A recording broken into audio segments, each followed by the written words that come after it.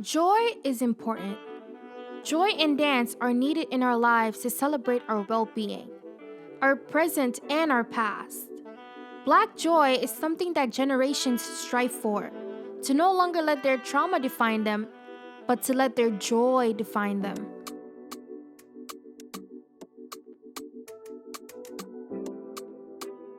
Dance is a bridge. Dance is reveling in something good and juicy and tasty.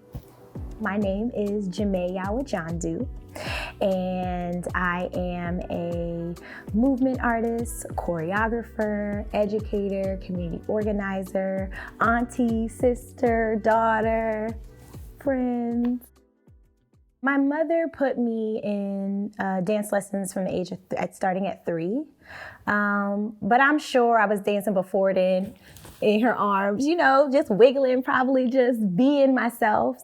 Dance helps me to feel. So whenever I'm feeling like a little numb or things are just not connecting, dance has a way of me to express and go a little bit deeper into whatever topic it may be. That's happening in the world or happening with myself.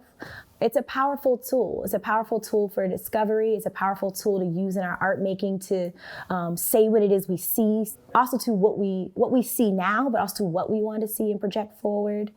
I really enjoyed modern dance because I could use the technique of ballet, but I could manipulate it in another kind of way and be more experimental. I think where I am now in my life is really wanting to center Black womanhood in the stories that I tell in Black dancing bodies, to be at the center and not on the side or in the margins, and telling our stories the way we want to tell it through dance.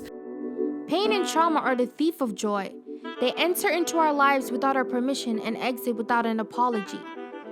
Pain and trauma are like the seeds rooted into us. If we learn from it, we can grow into something beautiful. Dance gives me so much definition. It gives me so much definition about myself. And without it, I just knew that I was like lost and subject to anything. My name is Guerdley Cajus. I'm a movement artist and a wellness practitioner. And I create artwork and hold space for social and emotional learning through movement and dance. I grew up in Boston in like the 90s, Cambridge and Somerville.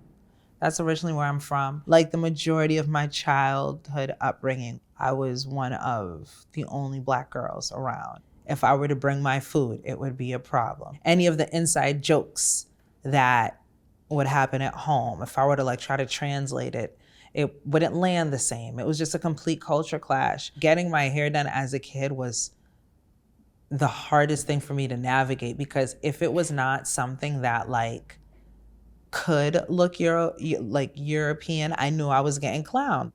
Dance has taught me that I don't need to do so much. I felt like I used to really overextend myself and do a lot and do the most. And I guess there was something inside of me or around me that was constantly telling myself that I needed to earn my value.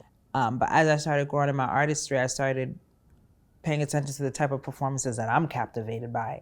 And I'm captivated by people who are present within themselves, people who are honest. And you can see that they're living in the moment, they're having a relationship with the music, they are invested in something that goes beyond the gaze. And it is captivating. And I started realizing that they were just being present to the process. And even though it wasn't doing the most, it was still powerful because they were being real, they were being authentic.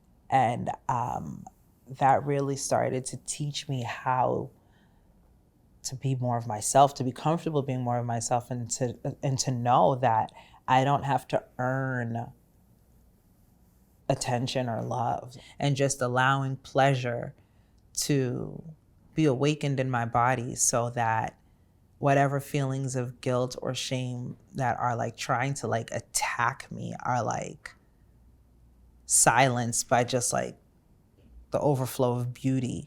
So ritualizing pleasure and using that as a practice, holding space, having community, speaking my truth, being around people who are also healing. It is important to choose to heal. In that journey, you might rediscover yourself and learn to unlearn unhealthy habits. In that journey, you may find your strengths and weaknesses, wants and needs, new hobbies and boundaries. Your healing journey does not happen overnight.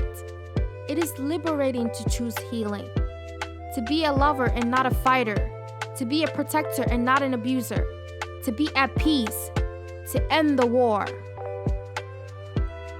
Healing can happen in community. There are times when you do need to be alone. You do need to be alone, and there's times when you do need to be with people.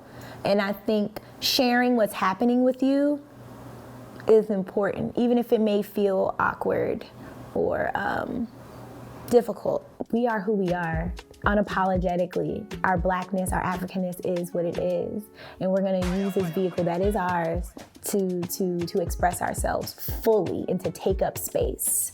Dance is everywhere, and I love it very much. It is definitely a technology. It's the great communicator. It's the great connector.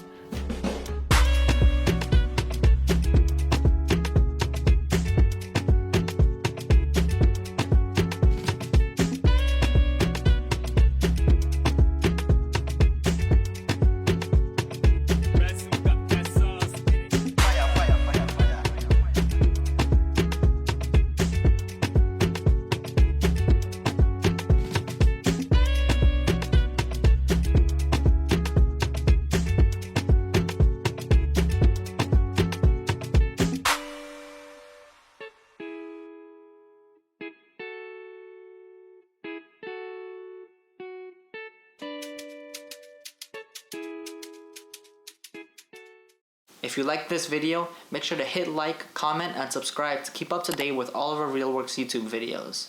And don't forget to watch the films of the next generation of filmmakers.